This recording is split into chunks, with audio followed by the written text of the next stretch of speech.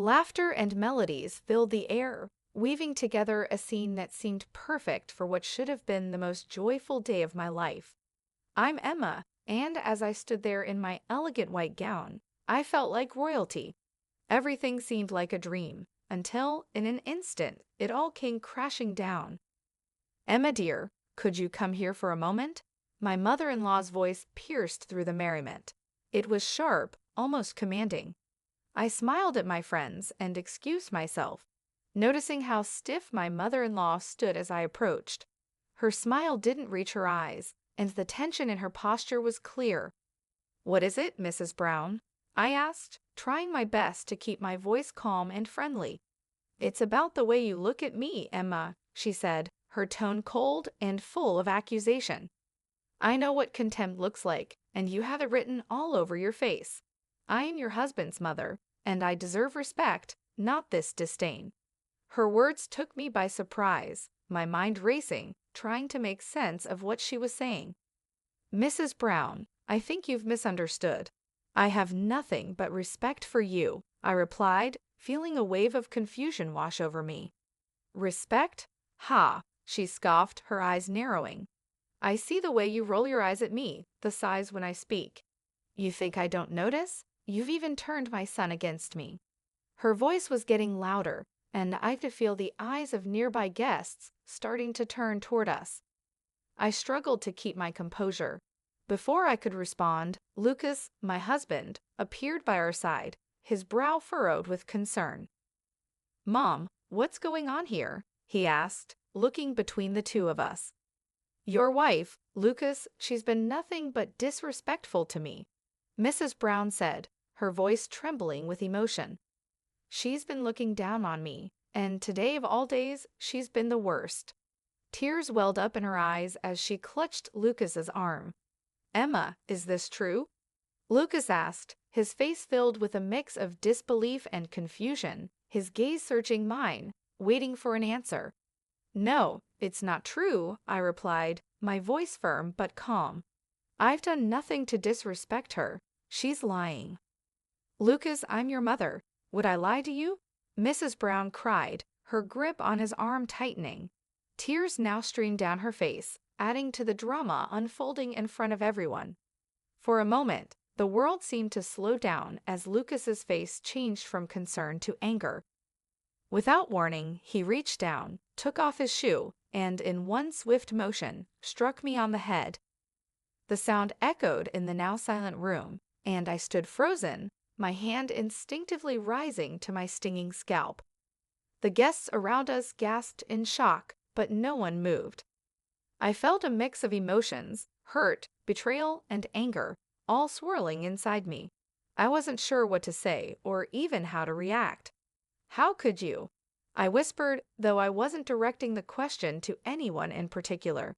I wasn't just asking Lucas or his mother, but the entire universe, as if searching for an explanation for this nightmare I had walked into. Lucas, realizing what he had done, stammered, "Emma, I didn't mean it. I was just," but I didn't let him finish. "No," I said, my voice firm and steady despite the storm brewing inside me. "You've shown me exactly who you are." The pain of being hit was nothing compared to the pain of realizing the man I had just married was capable of this.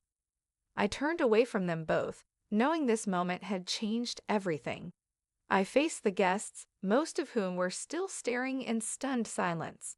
"I'm sorry you had to witness this," I said, my voice calm, though my heart raced. "Please continue to enjoy the celebration. I need a moment alone." Without waiting for a response, I walked out of the room. The music had stopped, and the laughter had died down. The world outside seemed so different now, the joy and excitement of the day a distant memory. I found a quiet corner away from the noise and chaos, my mind racing with thoughts of what had just happened. How had everything fallen apart so quickly? Just moments ago, I had been filled with happiness, believing I was beginning a new chapter of my life. And now, I felt like my entire world had been turned upside down. My mother-in-law's accusations, Lucas's assault, the judgmental stares of the guests, it was all too much to bear. I needed time to think, to process everything. Could I really continue with this marriage after what had just happened? Could I trust Lucas again? The questions weighed heavily on my mind as I stood there, feeling lost and unsure of what to do next. But one thing was clear: my life had changed, and there was no going back. The perfect day I had imagined was gone, replaced by something darker and more painful. What I had to do now was figure out how to move forward, even if that meant doing it alone. I walked away from the crowd, and as soon as I did, I could hear the whispers start behind me. But I refused to let them affect me. I kept my head held high, knowing that this was not the end for me. Instead, it was the beginning of something new. My mind started racing, forming a plan. I wasn't going to let this humiliation go unanswered. Once I reached the privacy of the bridal suite, I allowed myself to finally feel the emotions I had been holding back. Tears streamed down my face, but they weren't just tears of pain. They were also tears of determination. This moment wouldn't break me. I would not be a victim. I would rise above this and become a victor. My resolve was stronger than ever. After everything that had happened, I knew that I had to take action. I couldn't let them get away with it. The first step in my plan was to gather proof, undeniable evidence of the way Lucas and his mother had treated me. I decided to hire a private investigator to help me. Mr. Harris was known for being discreet and effective, just the person I needed for this delicate situation. "Mr. Harris, I need your help," I said when I called him. "My husband, Lucas, and his mother haven't exactly been kind to me. I need evidence of their behavior." "What kind of evidence are we looking for?" Mr. Harris asked, his voice calm and professional. "Anything that shows a pattern," I explained. "Emotional, financial, or even legal abuse. Anything that can prove what they've been doing." "Understood," he replied. "I'll start with surveillance and a background check. I'll dig into their pasts, finances, everything. You'll get what you need." With Mr. Harris on my side, I felt like I was finally taking control. I began recording every interaction I had with Lucas and his mother, every phone call, every conversation. I needed all the evidence I could gather. I wasn't going to leave anything to chance. In the midst of all this chaos, my best friend Sophie became my biggest source of comfort and support. She had been there for me through everything. "Sophie, I don't know how I would get through this without you," I confessed one day when things felt especially overwhelming. "You don't have to go through this alone," she reassured me. "I'm here for you always. So what's the plan?" "I'm collecting evidence," I said, explaining my plan to her. "Mr. Harris is helping too. I want to expose Lucas and his mother for who they really are." Sophie looked at me with concern. "Be careful, Emma," she warned. "They're not going to see this coming, and when they do, they'll be furious." "I know," I nodded, "but I can't let them get away with this." Over the next few weeks, the evidence I collected started to build up. It was clear from the phone calls that Lucas's tone was often aggressive and demeaning. The financial records Mr. Harris uncovered revealed just how much control Mrs. Brown had over his assets. Some of the transactions we found were questionable, hinting at possible fraud. The more we uncovered, the more disturbing the picture became. One evening, Sophie and I sat down together to review all the findings. As we combed through the documents, something jumped out at us. "Look at this, Sophie," I said, pointing to a series of bank statements. "They're moving large sums of money, but where is it all going?" "And these emails," Sophie added, scanning through them. "It sounds like they're planning something, but we don't know what yet." "We need to connect the dots," I said, feeling the weight of everything we were uncovering. "This isn't just about emotional abuse anymore. There's a whole web of lies and manipulation going on." Sophie's eyes widened as she stared at the evidence in front of us. "Emma, we're on to something big here," she said, her voice filled with both excitement and fear. The more I delved into the evidence, the clearer it became that Lucas and his mother were involved in more than just toxic behavior. This went beyond their mistreatment of me. They were hiding something much bigger, something possibly illegal. I could feel the truth slowly unraveling, and I was determined to see this through to the end. As the days passed, I became more focused on my goal. I wasn't just collecting evidence for myself anymore. I was uncovering a story of deceit and manipulation that needed to be exposed. Lucas and his mother had spent years weaving this web of lies, but now I had the power to tear it all apart. There was still much to be done, but I was no longer the helpless bride they had tried to humiliate. I was stronger than they had ever realized, and soon the truth would come to light. This wasn't just about getting justice for myself. It was about making sure they faced the consequences of their actions. I wasn't sure how things would end, but one thing was clear. I was ready to fight, and I wasn't going to back down. The whispers of that day were nothing compared to the roar of truth that was about to come crashing down on them. I would no longer be a victim of their games. I would be the one in control. I started to piece it all together, looking over the documents again, and I realized something shocking. "I think they're embezzling funds from Lucas's company," I said to Sophie, my voice barely above a whisper. "These documents, they're incriminating." Sophie looked at me, her face serious. "Emma, this is really serious. You need to be careful. They won't take kindly to being exposed." "I know," I said, feeling a mix of fear and determination. "But I can't back down. Not now. There's too much at stake." The evidence wasn't just about how cruel they had been to me. It was more than that. It pointed to serious criminal activity. I had everything I needed to make a move, and it was time to come up with a plan to bring them to justice. It was also time to take back control of my life. "Sophie," I said, feeling the weight of my decision, "I'm going to expose them publicly." Sophie hesitated for a moment, knowing the risk involved. "Emma, that's risky. You're playing with fire, but if anyone can do it, it's you."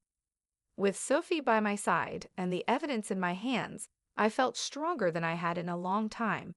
I wasn't just fighting for myself anymore. This was about justice, about making sure Lucas and his mother faced the consequences of what they had done.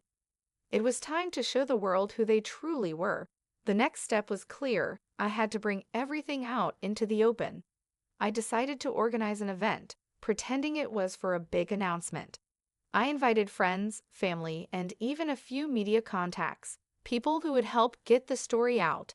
The venue was lavish, with an atmosphere full of excitement and curiosity. Everyone was eager to hear the news. As I stood at the front of the room, I took a deep breath. The time had come. "Thank you all for coming," I began, keeping my voice steady and my expression calm. Lucas and his mother, Mrs. Brown, stood beside me, smiling. They had no idea what was about to happen. "Emma, darling, we're so proud of you," Lucas said, his voice sweet but insincere. "Whatever the announcement is, we support you." His words felt like poison, but I stayed composed. "I've gathered you all here to share some important truths," I said, pausing to gauge the room's reaction. "Truths about my marriage and about the Brown family." Mrs. Brown's smile faltered. "Truths?" she repeated, her voice shaky with a mix of confusion and fear. "Emma, what are you talking about?" "I'm talking about the abuse, the lies, and the illegal activities that have been going on behind the scenes," I said, my voice growing stronger with each word. The room went silent. The tension was thick, and all eyes were on me. "Emma, have you lost your mind?" Lucas's face turned red, his anger barely under control. "Quite the opposite, Lucas," I said calmly. "I've never been more sane, and I've never been more sure of what I need to do." I gestured to the screen behind me. "Exhibit A," I announced as a video started playing. It was a recording of one of our many heated, abusive conversations. The crowd gasped as they heard Lucas's voice, full of anger and cruelty. The murmurs grew louder, and I saw Mrs. Brown's face go pale. Her hands started to tremble. "This is just the beginning," I said, holding up a folder filled with documents. "These papers show financial irregularities, embezzlement, fraud. It's all here." "You can't do this, Emma." Lucas shouted, his voice a mix of pleading and threat. "You're ruining everything." I looked him straight in the eye. "I'm not ruining anything, Lucas. I'm exposing the truth, a truth that everyone deserves to see." The media personnel who had been invited started clicking their cameras, capturing every moment of this dramatic revelation. There was no turning back now. This was it. "Emma, please." Mrs. Brown's voice was barely a whisper, her confidence shattered. "Let's talk about this privately. There's no need for this public display." I shook my head. "No, Mrs. Brown. No more private discussions. The time for hiding is over." As I continued to show more evidence, the reactions in the room varied. Some guests looked shocked, others shook their heads in disbelief. There were whispers and murmurs among the crowd, but no one could deny what they were seeing. Lucas and Mrs. Brown stood frozen, their masks of respectability slipping away, revealing the truth beneath. "This is my story," I said, addressing the room. "A story of surviving abuse and standing up against injustice. I refuse to be a victim any longer." The event ended in a flurry of activity. Reporters swarmed around me, asking questions, while many guests approached to offer words of support and admiration. I had done it.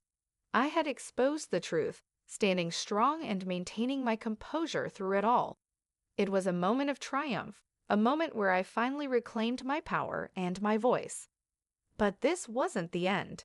The courtroom was the next step, the place where everything would come to a final conclusion. As I sat in that stark, imposing room, a mix of nervousness and determination washed over me. My lawyer sat beside me, ready to fight for justice. This was the final act of my journey, and I was ready to see it through to the very end. I couldn't help but notice how uneasy Lucas and Mrs. Brown looked across the courtroom. Their once confident faces were now filled with anxiety as the trial began. "Your Honor, we are here to present the case against Lucas and Mrs. Brown," my lawyer said, his voice steady and strong. "This isn't just about a divorce. It's about years of emotional and financial abuse that Emma has endured." Lucas leaned toward me from across the room, whispering, "Emma, you can't win this. You're going too far." I met his gaze, my voice calm but firm. "This isn't about winning, Lucas. It's about justice. It's about showing everyone who you truly are." The trial moved forward, and my lawyer presented the evidence with precision.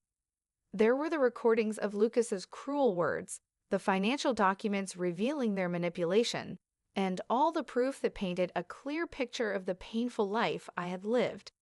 Each piece of evidence was undeniable. "Your Honor, as you can see, the evidence is overwhelming," my lawyer continued. "We are not only seeking the divorce, but also legal action for the wrongs that have been committed against my client." Mrs. Brown, clearly rattled, tried to defend herself. "Your Honor, this is all just a misunderstanding. Emma is exaggerating," she stammered, her voice weak even to her own ears. I looked straight at her, my words steady and direct. "Exaggerating? The evidence speaks for itself. You can't hide from the truth anymore." The judge listened carefully, reviewing all the evidence and testimonies presented. After what felt like an eternity, she finally made her ruling. "In light of the overwhelming evidence, I grant the divorce and order legal action against both Lucas and Mrs. Brown for their conduct." As the gavel struck, a wave of relief and vindication washed over me. It was over. I had stood up to them, fought for justice, and emerged victorious. The long, painful chapter of my life was finally closed. With the legal battles behind me, I knew it was time to start a new chapter, one focused on healing and rebuilding. I found a small, peaceful home in the countryside, a world away from the chaos and drama of my past. The quiet and beauty of the place were just what I needed. Sitting on the porch of my new home with a warm cup of tea in my hands, I gazed at the serene view before me. The trees gently swayed in the breeze, birds chirped in the distance, and the sun shone softly. For the first time in what felt like forever, I felt a sense of peace wash over me. This was a fresh start, a life free from lies, manipulation, and pain. My journey had been difficult, but it had been worth it. I hadn't just survived, I had triumphed. I had found my inner strength, reclaimed my voice, and now I was free. As the sun began to set, casting a warm glow over the horizon, I smiled to myself. I was exactly where I was meant to be. The future was uncertain, but it was mine to shape, a future filled with hope, healing, and happiness. This was my story of triumph, the story of a woman who refused to be silenced. I had stood tall against all odds, and now I was living a life of freedom and peace.